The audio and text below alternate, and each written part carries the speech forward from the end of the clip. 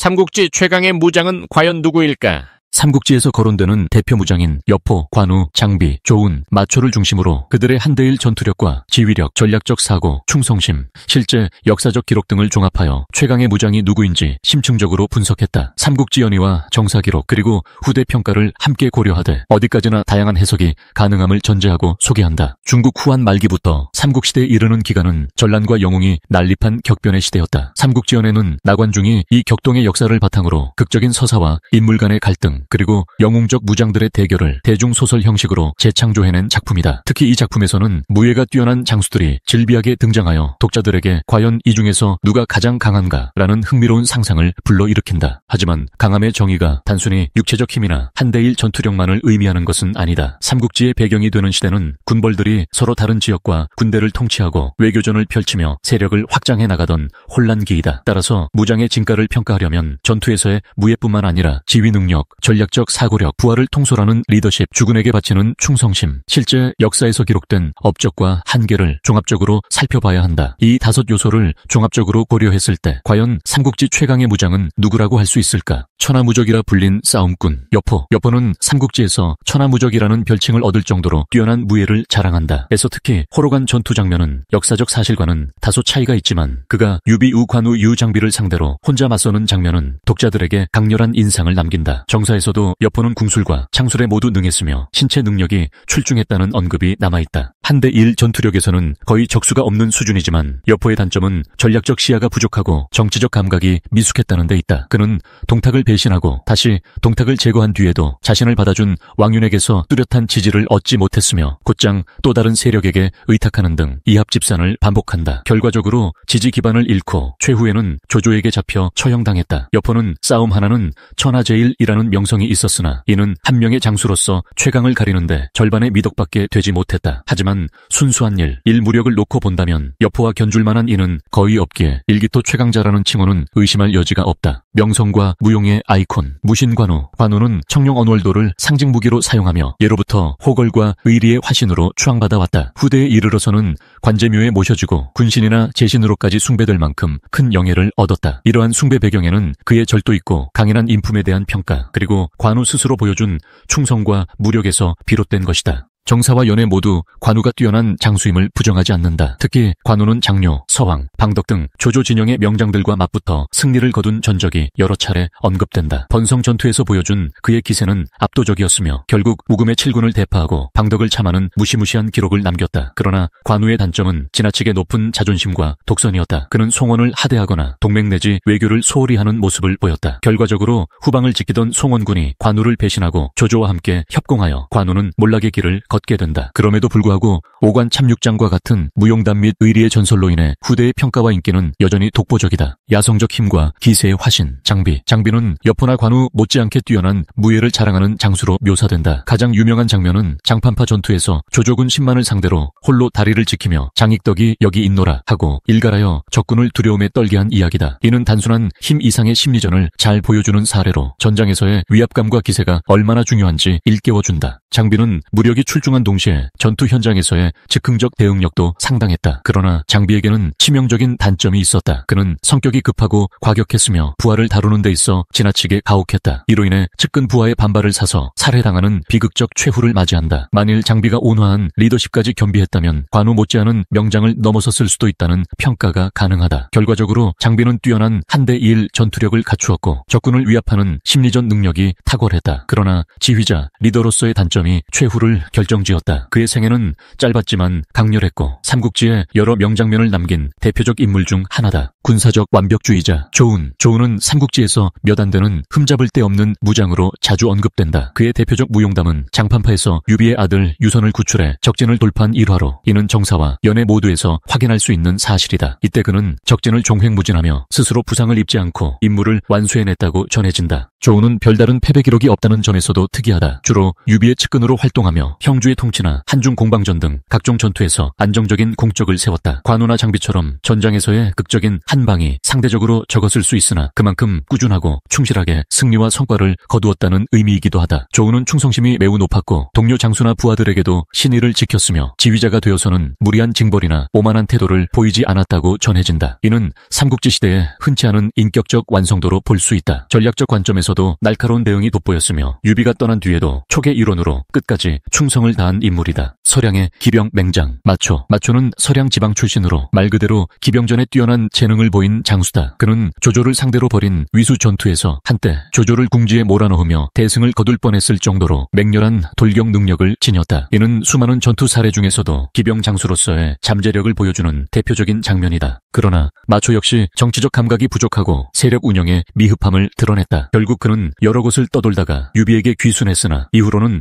큰 활약을 하지 못했다. 지역 기반이 철저하지 않았고 기반을 상실한 뒤에는 중앙 무대에서 두각을 드러낼 기회도 많지 않았다는 점이 아쉬움으로 남는다. 마초는 엄밀히 말해 삼국지 전체의 최강 후보에 오르기에는 다소 한계가 있다. 그러나 일 무력이나 기병 지휘 능력만 보자면 여포나 관우, 장비에 뒤지지 않는 맹장이었다. 다만 역사의 큰 흐름에서 자신의 장점을 충분히 살리지 못했다는 점에서 미완의 강자로 평가할 수 있다. 종합평가. 삼국지 최강의 무장은 누구인가? 지금까지 살펴본 5명의 장수를 정리해보면 다음과 같은 특징을 갖는다. 여포는 일기토 최강이다. 그러나 전략 충성심, 생존력이 취약하다. 관우는 무력, 명성, 리더십, 어느 정도 전략까지 두루 준수하나 자존심이 약점이다. 장비는 뛰어난 야성적 무력과 심리전에서 능하다. 그러나 성격적 결함으로 부르르난 최후를 맞았다. 조우는 무력, 전략, 충성심, 지휘력 등 전반적으로 골고루 뛰어난 완벽형 무장이다. 마초는 기병전에서 뛰어난 재능을 가졌으나 정치적, 전략적 결함으로 빛을 잃었다. 이것만 놓고 보면 한대 2일 전투력이라는 단일 기준으로는 여포가 독보적이다. 그러나 전쟁 지휘력, 전략적 사고, 충성심, 생존 능력 등 종합 지표를 모두 고려하면 조운이 가장 이상적인 무장에 가깝다. 관우 역시 종합 능력이 매우 출중하지만 그의 말년은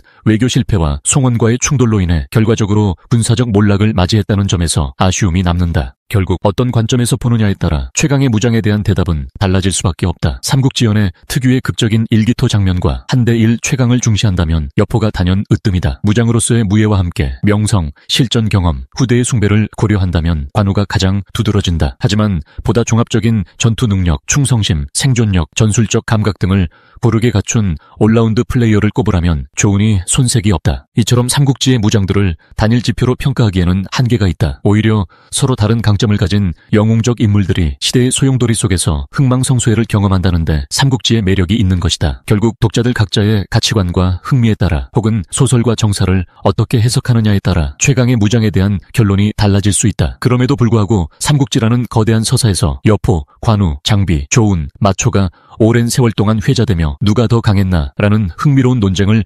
불러일으킨다는 점은 분명하다. 이는 단지 무력을 넘어 그들이 극적인 서사를 남겼고 후대 문화에 깊은 영향을 미쳤으며 각각 독보적인 캐릭터성을 지녔기 때문이다. 삼국지 중국 사대기서. 삼국지는 중국 삼국시대의 역사적 사건과 인물을 중심으로 한 대서사시적 소설입니다. 이 작품은 중국 역사소설의 대표작으로 전략과 전술, 인간 심리에 대한 깊이 있는 통찰을 제공합니다.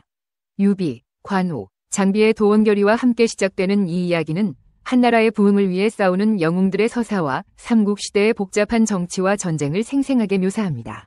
여기서는 삼국지연의 위 주요 내용과 주제, 그리고 이 작품이 후대 문학과 예술에 미친 영향을 다루고자 합니다. 삼국지는 명나라 시기인 14세기의 나관중에 의해 완성된 것으로 알려져 있습니다. 그러나 이 작품의 이야기는 삼국시대의 역사적 사건을 바탕으로 하고 있으며 삼국지, 위 사서에 기록된 역사적 사실과 전설, 민간 설화가 결합되어 있습니다. 이러한 역사적 배경은 작품의 깊이와 복잡성을 더해주며 독자들에게 삼국시대의 정치적, 사회적 맥락을 이해하는 데 도움을 줍니다. 삼국지연의는 수많은 영웅들의 이야기가 얽히고 설킨 대서사시입니다. 그 중에서도 핵심적인 역할을 하는 인물들을 소개합니다. 유비, 덕망 높은 군주, 촉한의 건국자. 한나라 황실의 후예로 알려진 유비는 뛰어난 리더십과 인품으로 많은 사람들의 존경을 받았습니다. 관우, 장비와 도원결의를 맺고 위형제가 되어 난세를 헤쳐나가며 제갈량을 군사로 삼아 촉한을 건국합니다. 백성을 사랑하고 위리를 중시하는 그의 모습은 많은 이들에게 감동을 주었습니다. 관우, 충의의 화신, 무신으로 추앙받는 영웅. 유비의 의형제이자 촉한의 5후대장 중 한 명인 관우는 뛰어난 무예와 충성심으로 유명합니다. 그의 상징인 청룡원월도를 휘두르며 적진을 누비는 모습은 적들에게 공포를 심어주었고 그의 의리와 충절은 후세에까지 전해져 무신으로 추앙받고 있습니다. 장비, 용맹함의 상징, 거침없는 호걸, 유비의 또 다른 위형제이자 촉한의 5호대장 중 한 명인 장비는 불같은 성격과 용맹함으로 유명합니다. 장팔사모를 휘두르며 적진을 휘젓는 그의 모습은 아군에게는 용기를, 적군에게는 공포를 심어주었습니다. 하지만 그의 다혈질적인 성격은 때로는 화를 불러오기도 했습니다. 조조, 냉철한 야심가, 위나라의 건국자. 뛰어난 지략과 냉철한 판단력을 지닌 조조는 후한 말의 혼란을 틈타 세력을 키워 위나라를 건국합니다. 그는 능력 있는 인재를 등용하고 강력한 군대를 양성하여 중원을 장악했지만 권모술수에 능하고 냉혹한 면모 때문에 많은 비판을 받기도 했습니다. 제갈량, 천재적인 지략가, 촉한의 버팀목, 와룡이라 불리며 천재적인 지략가로 알려진 제갈량은 유비의 삼고초려 끝에 촉한에 합류합니다. 그는 뛰어난 지략과 전략으로 적벽대전에서 조조의 대군을 물리치고 촉한을 안정시키는 데 큰 공을 세웠습니다. 하지만 그의 헌신적인 노력에도 불구하고 촉한은 결국 멸망하고 그는 오장원에서 생을 마감합니다. 송권, 실용주의 군주, 오나라의 수호자. 강동의 패자 송견의 아들로 태어난 송권은 형 손책의 뒤를 이어 오나라를 다스립니다. 그는 유비, 조조와의 경쟁 속에서 실용적인 외교 정책을 펼치고 뛰어난 장수들을 등용하여 오나라를 지켜냈습니다. 사마엘, 노련한 책략가, 진나라의 초석을 다진 인물, 조조에게 발탁되어 위나라의 중신이 된 사마엘은 뛰어난 지략과 인내심으로 제갈량과의 대결에서 승리하며 위나라를 안정시키는 데 기여합니다. 그의 후손들은 결국 위나라를 무너뜨리고 진나라를 건국하게 됩니다. 여포, 천하제일의 무장, 비극적인 운명의 소유자. 적토마를 타고 방천하극을 휘두르는 여포는 삼국지연의 최고의 무장으로 꼽힙니다. 하지만 그의 뛰어난 무예에도 불구하고 배신과 변덕으로 인해 비극적인 최후를 맞이합니다. 주유, 오나라의 명장, 적벽대전의 영웅, 송권의 핵심 참모이자 오나라의 명장인 주유는 적벽대전에서 조조의 대군을 화공으로 격파하는데 결정적인 역할을 합니다. 하지만 제갈량의 지략에 번번이 좌절하며 하늘은 어찌하여 주유를 낳고 또 제갈량을 낳았는가?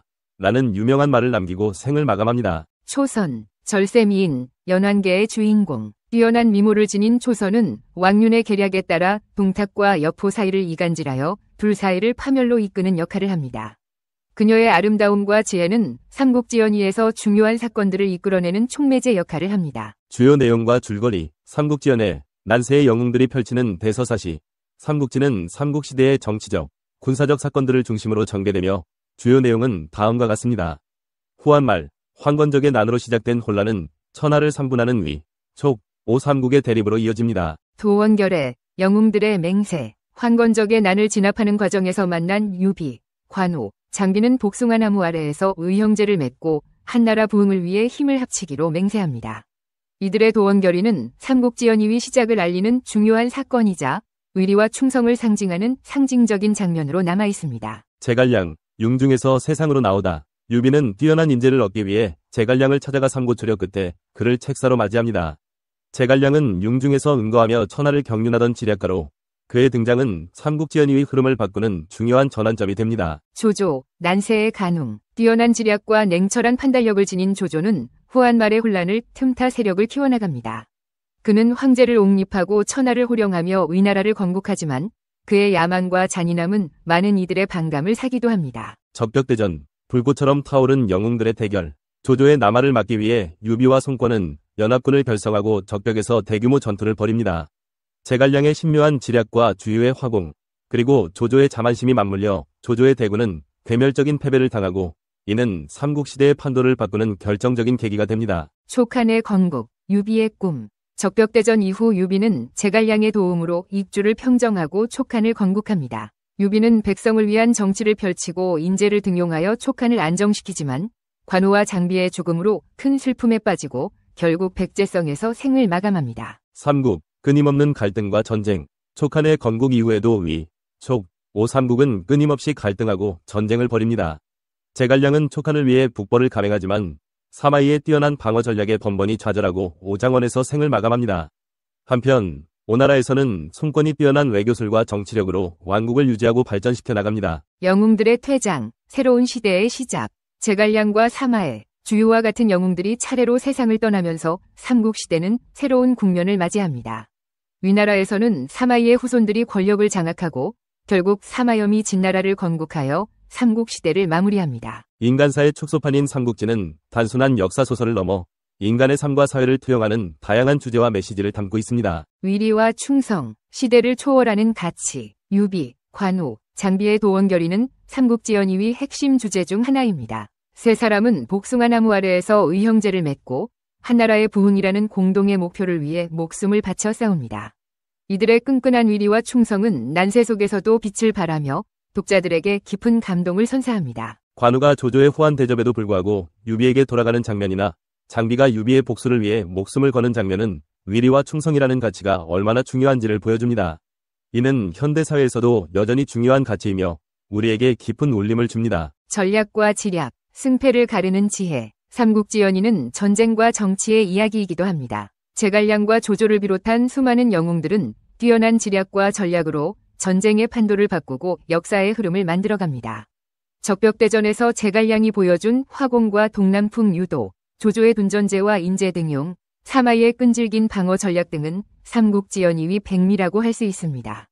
이러한 전략과 지략은 단순히 전쟁에서의 승리를 넘어 인생을 살아가는 데 필요한 지혜와 교훈을 제공합니다. 인간의 복잡성, 영웅들의 빛과 그림자, 삼국지연의는 역사적 인물들을 단순히 영웅시하지 않습니다. 그들의 인간적인 면모와 갈등, 고뇌를 섬세하게 묘사하여 입체적인 인물로 그려냅니다. 관우의 오만함과 장비의 다혈질적인 성격, 조조의 잔인함과 야망, 제갈량의 완벽주의적인 성향 등은 그들의 영웅적인 면모와 대비되면서 인간의 복잡성을 드러냅니다. 이러한 인물들의 모습은 우리 자신의 모습을 비춰보는 거울과 같으며 인간 본성에 대한 깊은 성찰을 하게 만듭니다. 정치와 권력, 끊임없는 욕망의 투쟁, 삼국시대는 혼란과 전쟁의 시대였습니다. 유비, 조조, 송권은 각자의 이상과 야망을 가지고 권력을 쟁취하기 위해 끊임없이 경쟁하고 갈등했습니다. 이 과정에서 벌어지는 정치적 음모와 권력 다툼은 삼국지연의의 중요한 축을 이루며 인간의 욕망과 권력의 속성에 대한 깊은 통찰을 제공합니다. 또한 백성들의 고통과 희생을 통해 전쟁의 참혹함과 평화의 소중함을 일깨워줍니다. 삼국지는 후대 문학과 예술에 많은 영향을 주었습니다. 이 작품은 다양한 형태로 재해석되며 후대 작품들에 큰 영향을 미쳤습니다. 삼국지는 중국 역사소설의 대표작으로 이후 많은 작품들이 삼국지의 영향을 받았습니다. 특히 역사적 사건과 인물을 다루는 소설들이 많아졌습니다. 삼국지는 다양한 예술작품으로 재해석되었습니다. 연극, 영화, 드라마, 애니메이션 등 여러 매체에서 삼국지의 이야기가 재현되었습니다. 삼국지는 중국 문화에서 중요한 상징성을 가지며 전략과 지략, 위리와 충성의 상징으로 여겨집니다. 이 비디오가 유용했다면 좋아요와 구독 버튼을 눌러주세요. 건강한 삶을 위한 더 많은 팁을 공유할 테니 계속해서 성필원 채널을 지켜봐 주세요. 감사합니다.